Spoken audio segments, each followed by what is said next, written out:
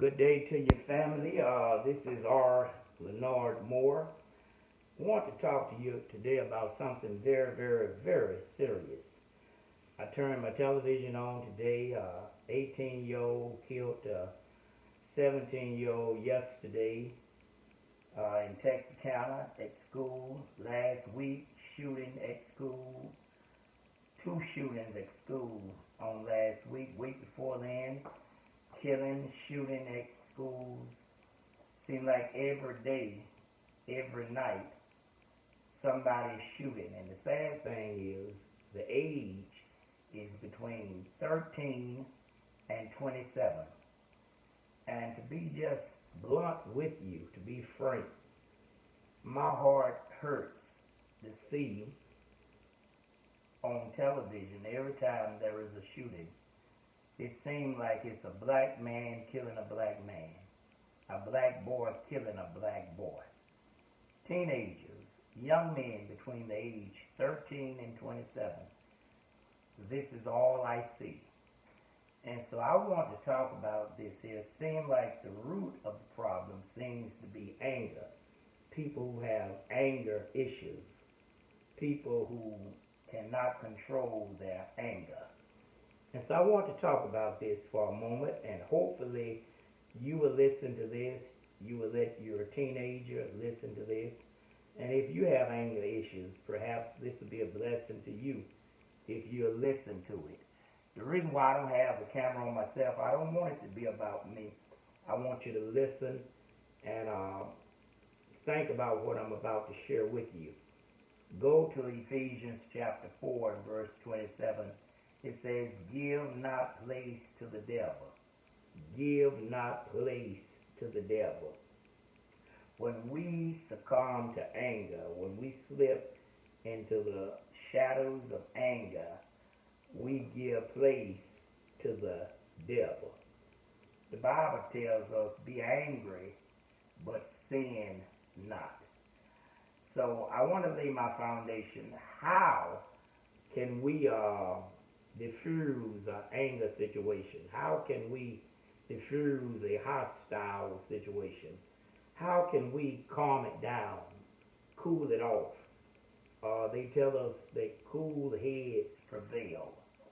What not to do when you find yourself in a rough situation or find yourself losing grip. Do you not know that there are 4 things that a person do when they are angry? And these are the 4 things you need to pay attention to. When someone is angry, number 1, they have vocal projection, meaning they talk loud. When you get in an argument with someone or someone's trying to argue with you, the first point is not to raise your voice, because voice projection, raising your voice, suggests that you're trying to dominate, take control, or be superior to that other person. You want to always maintain control. Do not raise your voice. That's voice projection.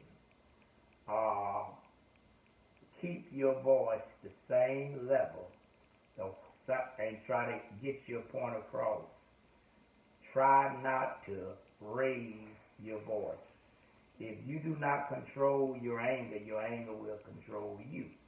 If you do not get rid of your anger will get rid of you. If you do not get rid of the violence will get rid of you. So, not raising your voice keeps you in control. Whatever you do, you don't want to lose control. Secondly, pay attention to your posture. Your posture. Have you noticed that whenever an animal feels threatened, it swells up? A cobra. If you corner a cobra, snake, it swell up. There is a fish called the puffer fish. When you catch that fish in a net, it protrudes, swells up to make itself look larger than it really is. Even a cat. Have you noticed a cat or a kitten, when they get ready to fight a dog or fight each other, a cat will, the hair on the back of a cat will stand up. A cat will stand up on claws and raise its tail to project itself, to make it look larger than it really is. And the same is true with other things. You can just look at animals you know. Look at a dog. When a dog gets angry, look at how he puffs up and swells up. And in like manner, people do the same thing. Have you noticed people can be calm, cool, and collected, but when they get angry, they try to act like they more than what they are. They puff up. And so what they start doing is throwing things around the house. They start walking back and forward. They start talking loud, talking about, you got me messed up. You got the right one now. They start knocking over chairs, breaking out windows. And the worst thing that you can do is when somebody is angry, you go there and grab them. Because a lot of times they really just puffed up. But when their friends are around and somebody's trying to grab them, the first thing they holler, don't hold me, don't touch me. And they act like they're going to do something. Sometimes they follow through. But if you notice, they make a lot of commotion. Even a bull. When a bull gets mad, he starts stomping the ground and pouring in the dirt. And that's how people are. That's how humans are. When they get angry, they like to puff up. They start turning around, get mad. They start taking their shirts off, pulling off their jackets and throwing things on the floor. They take off their hats. Women put off their earrings and they start arranging their hair. Their posture, a way to avoid losing your emotions. If you're in an argument or a debate with someone, try to stay still. Stay still. Be on guard. Yes, be on guard.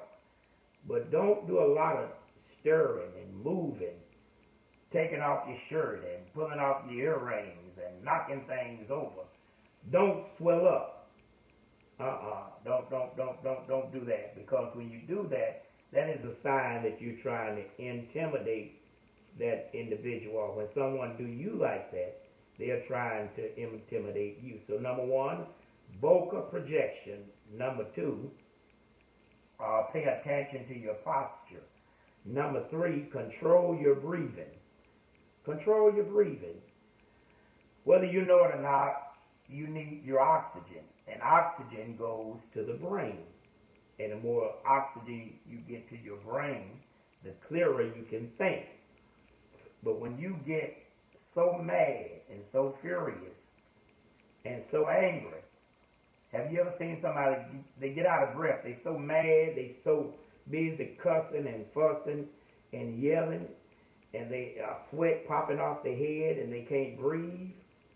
I mean, you're going to give yourself a heart attack before you even get into it with somebody else. The other person don't have to hurt you. You hurt yourself.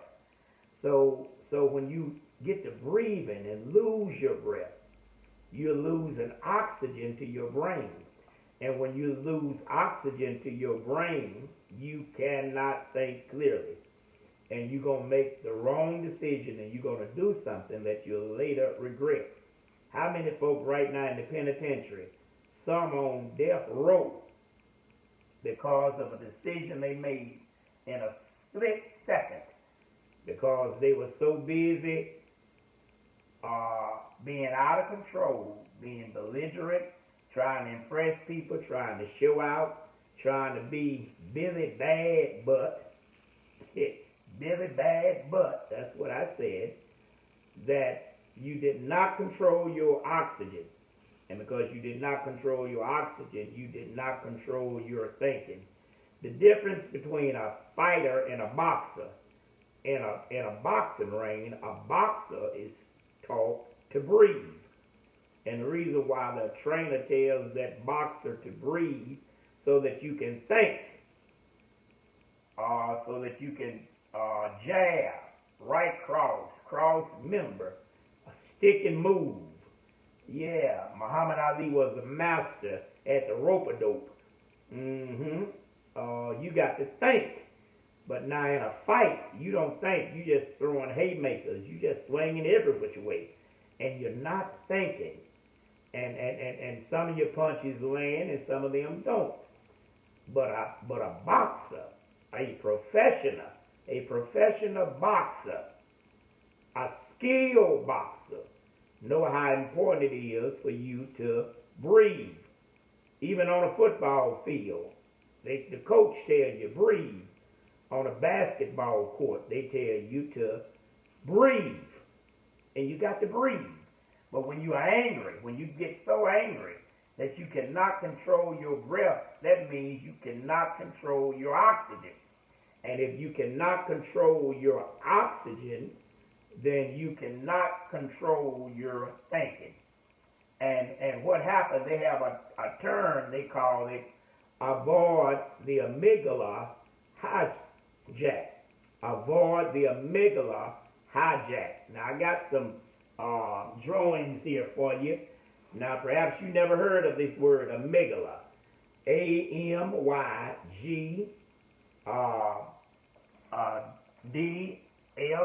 Amygdala. Now, where is the amygdala? This is the brain.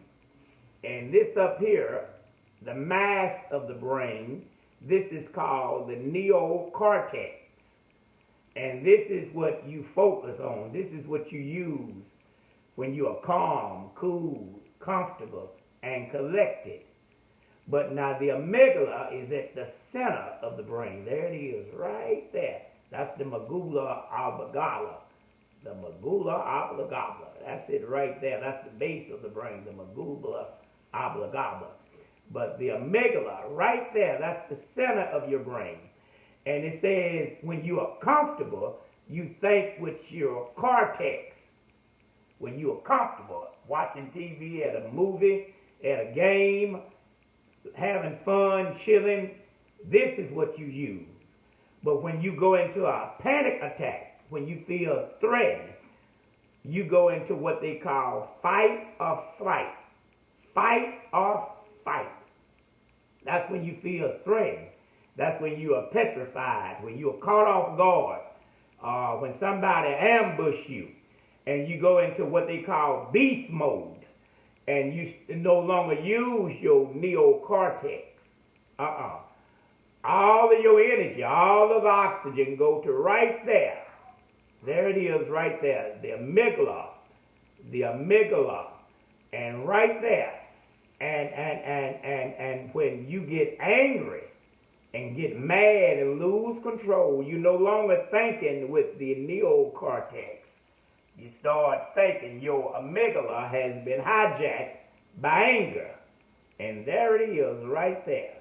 So now remember that. The next time somebody get mad and lose control and start acting out of character, you tell them, man, your amygdala has been hijacked.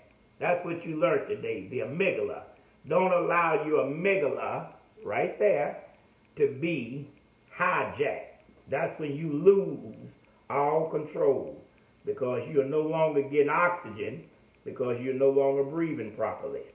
You got me? And you cannot think clearly. All right, here's the next thing. Understand your ego. Your ego is your identity, your alter ego, and it's what you perceive yourself to be. And when you know who you are, you're not intimidated by somebody else. People can call you what they want to call you, but you don't have to answer to what they call you. If you're not a dog, why you get upset because they call you dog?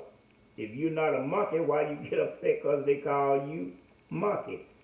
If you're not ignorant and ghetto, why are you upset when people call you? People can call you whatever they want to call you. This is America, freedom of speech. And I would rather walk away from dealing with someone ignorant and be alive the next day than you turning, allowing your amygdala to be hijacked, and you that throwing words back to him, throwing words back to her, throwing a word back to them, and the next thing you know, pow, pow, bang, bang, and you laying out there in the concrete, shot up. When the police come, they're going to ask what happened. Nobody saw nothing. Nobody going to snitch. Nobody going to tell on nobody. You go into the hospital, they're going to pronounce you dead. The coroner going to come. They're going to take you to the room where they do examination on your body, an autopsy. They're going to cut you open, and you laying there. They're going to take your organs out and examine your organs, and then your family got to come up with money for your funeral. And you dead, and the day of the funeral, they're going to have a party. They're going to have on T-shirts. They're going to have on balloons. They're going to release balloons. And time they get to the graveyard, they're going to be saying, this is for my homie. They're going to go back to the house and start drinking and eating. And that night, they won't even be thinking about you. And you'll be dead and done. And your family going to be suffering, your mother, your father, your children. They're going to have to live the rest of their lives without you, all because you did not walk away. You cannot allow your amygdala to be hijacked. Amen. And I've seen it so many times. From age 13 to 27, we got to stop losing control. We're just killing each other. It don't make no sense. And even if you take a gun and pull the trigger, when you pull that trigger, you're not pulling the trigger to shoot that individual, but whether you know it or not, you are shooting away your future. You are killing your future, because you're going to be locked up. Your family going to be suffering. They're going to miss you. You're going to be gone. And in some cases, you're going to be going to the gas chamber, electric chair, or executed behind a dumb choice, something you could have walked away from.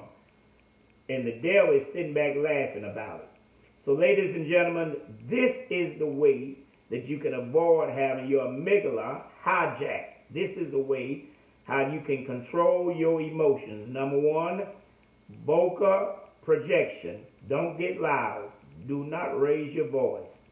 Number two, don't puff up. Keep your posture. Don't make sudden movements, because they would be interpreted as being an intimidated move.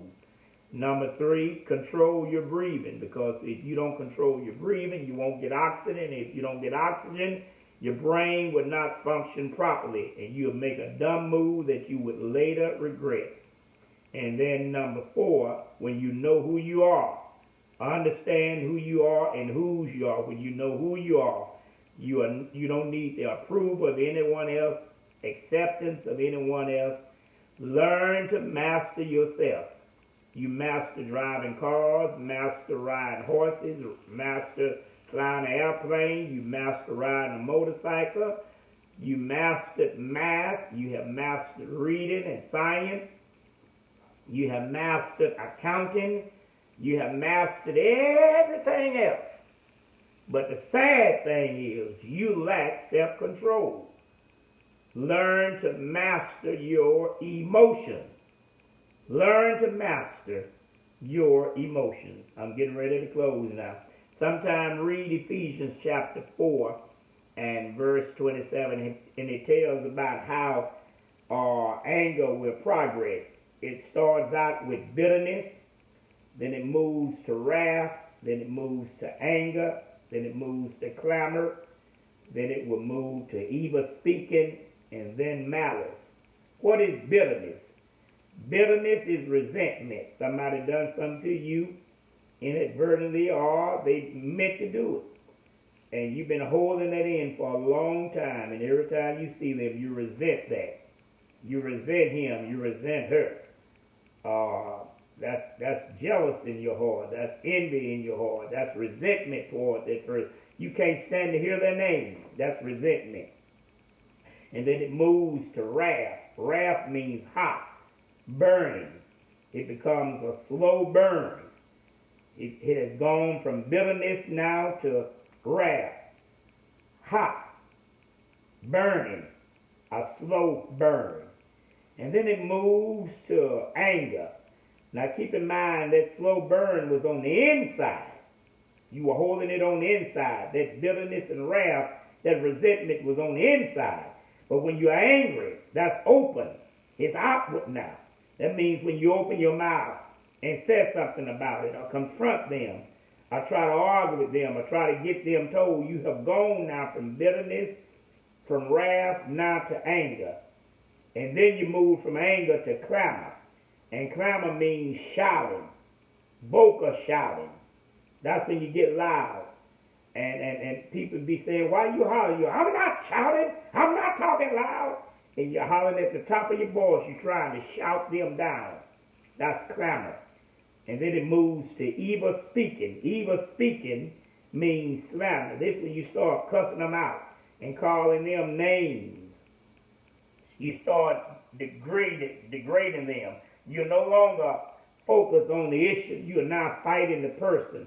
You're trying to belittle them and demean them. You talk about the way they look, their size, their color, where they live, their mama, their daddy, their children. You start telling stuff on them, you start telling secrets about them, trying to destroy their character. This is evil speaking. And then it moves from evil speaking to malice. And malice is when you move from talking about it to acting out. This is when you start hurting someone with a knife or a gun or a rifle or a bat or a club or a jackhammer. You understand what I'm saying? This is when you start slapping them and punching them. This is when you're trying to break their neck. You understand? You start scratching them and pulling their weed hair out. You're trying to destroy them. So now these are the steps. Bitterness, wrath, clamor, anger, evil speaking, and malice. And all of this happens because the amygdala has been hijacked. So ladies and gentlemen, make sure that you stay in self-control, or keep your composure. You too blessed, you too intelligent. God been too good for you to give place to the devil. I close. Is there such thing as a sanctified anger? Because the Bible did say be angry, but sin not. Whether you know it or not, there are 4 different types of anger. There is sudden anger, sinful anger, stubborn anger, and sanctified anger. Sudden anger is when you get mad quick. If you got a quick temper, you're not going to make it in life with a quick temper. Get mad over nothing. What you mean by that? What you were talking about? You took it the wrong way. Or you had inadvertently saying, you trying to say something on the fly. I know you talking about now. I don't like the way you looking at me. Sudden anger. And then there is sinful anger. Sinful anger is when you mad at somebody for no reason. They have not even done nothing to you. Sometimes you mad at people because other folk mad at them. You don't like them because somebody else don't like them. They have not done nothing. There's no reason for you to be mad at them. But that's in your heart. And you just don't like them. Sinful anger. So you have sudden anger, sinful anger, but then you have stubborn anger. And stubborn anger is, it happened years ago and you still hanging on to it. 10 years ago, 30 years ago, 40 years ago, you still hanging on to stuff that happened last week. People moved on with their life, have gone on about their business, but because you stubborn, sudden anger, sinful anger, stubborn anger. And then there is sanctified anger. And sanctified anger is the anger that Jesus had. When Jesus saw that people were being mistreated and taken advantage of, he went into the temple and turned the tables over and said, I dare you turn my Father's house into a den of thieves. Sanctified anger is when you see people being taken advantage of. Sudden anger is the anger that Martin Luther King had and John F. Kennedy had and Rosa Parks had. You understand what Robert Kennedy had? Abraham Lincoln had this sanctified anger, to see people being taken advantage of. When you see how they treat people at the border, how they were treating the Haitians when I saw how they did Rodney King, and when I saw how they did George Floyd, that's a sanctified anger. When you see how people take advantage of people. When I hear that somebody have hurt a little child, it's something in me that makes my blood boil. That's sanctified anger. So what is the conclusion? You are to control your sudden anger. You are to condemn your sinful anger. You are to conquer your stubborn anger. And you should channel your sanctified anger. One more time. You are to control sudden anger. You are to condemn sinful anger. You are to conquer stubborn anger. And you should channel sanctified anger. I hope this lesson has been a blessing to you, young men, young women. We got to put the guns down. We got to stop all this shooting. We got to stop all this killing. You ought to be sick and tired of seeing our young people killing up each other. It don't make no sense. I'm tired of officiating over funerals of teenagers that have shot each other for nothing. Mothers are crying, children are dying, and it's all because we lack self-control. I hope this lesson has been a blessing to you. If you know somebody got anger issues, have anger problems, send this lesson to them. I hope you learned something today. Matter of fact, hit the subscribe button up under my picture, up under this video. Somewhere down there it says something about subscribe, and whenever I send a video out, you will receive it.